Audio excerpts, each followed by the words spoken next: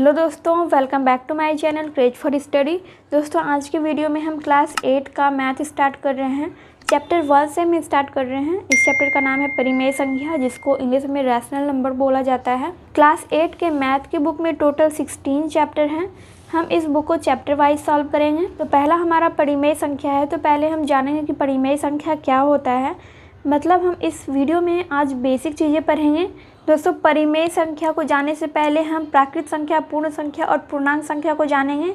Then हम परिमेय संख्या के बारे में पढ़ेंगे।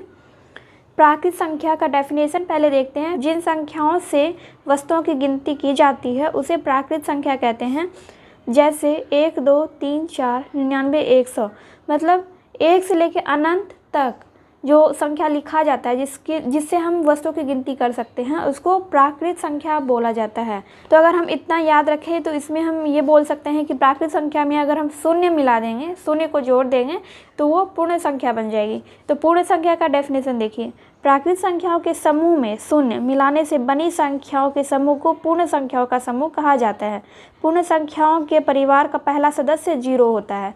ठीक है। तो प्राकृत संख्या में ही अगर हम शून्य ऐड कर देंगे तो ये क्या हो जाएगा, पूर्ण संख्या हो जाएगा। ये भी याद रखना है, सबसे छोटी पूर्ण संख्या 0 है। सबसे बड़ी संख्या का निरूपण असंभव है।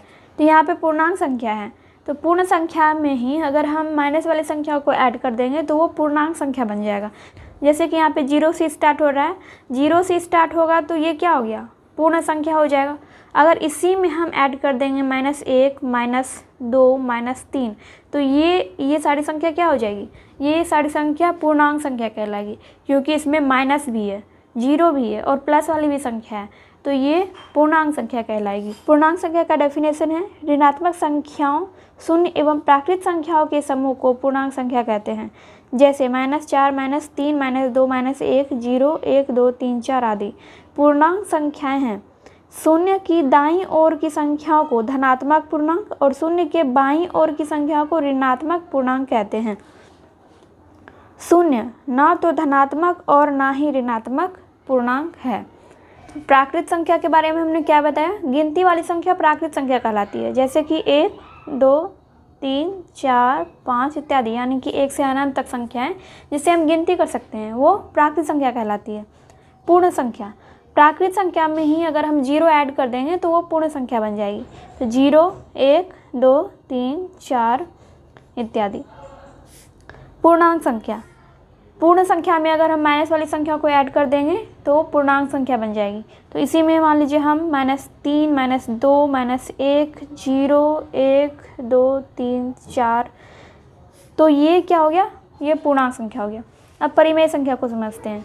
परिमेय संख्या क्या होता है, वैसी संख्या जिसको हम P/Q के रूप में लिख सकते हैं, यानी कि अंश और हर के रूप में लिख सकते हैं, वैसी संख्या परिमेय संख्या कहलाती है। और जिसमें Q = 0 नहीं होना चाहिए। तो चलिए हम इसका एग्जाम्पल लेके समझते हैं। यहाँ पे पूर्णांक संख्या है, इसमें से हम ऐसी कोई संख्या ले लेते हैं। जैसे कि हमने 2 ले लिया और एक 3 ले लिया है, 2/3, तो इसको हम परिमेय संख्या बोल सकते हैं यानी। तो ये परिमेय संख्या है क्योंकि ये P/Q के रूप में है, यानी अंश है और हर है। और Q यहाँ पे 0 नहीं है, यानी कि नीचे 0 नहीं है, तो ये परिमेय संख्या ये होगी। अब हम लेते हैं 3/0, तो क्या हम इसको परिमेय संख्या बोल सकते हैं? तो नहीं, इसको हम परिमेय संख्या नहीं बोल सकते, क्योंकि यहाँ पे देख रहे हैं आप नीचे में 0 है, यानी Q 0 है, तो ये परिमेय संख्या नहीं है। अब हम एक रूट वाली संख्या लेते हैं। रूट के बारे में अभी हमने नहीं पढ़ा है, पर हम आगे पढ़ेंगे। तो √5 हम लेते हैं। तो √5 एक परिमेय संख्या है या नहीं है? तो √5 परिमेय संख्या नहीं होगी, क्योंकि इसका फैक्टर हम नहीं निकाल सकते।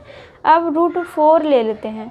√4, तो इसका फैक्टर हम निकाल सकते हैं। 2 × 2, यानी 1, 2 इसमें से आ जाएगा बाहर। तो 2 को हम परिमेय संख्या के रूप में ऐसे लिख सकते हैं, P/Q के रूप में लिख सकते हैं। तो इसीलिए √4 परिमेय संख्या हो जाएगी और √5 जो है परिमेय संख्या नहीं होगी। या फिर हम √9 ले लेते हैं। तो इसका फैक्टर भी आएगा 3 × 3, यानी 3 बाहर आ जाएगा। 3 को हम P/Q के रूप में लिख सकते हैं, 3/1 ऐसे लिख सकते हैं।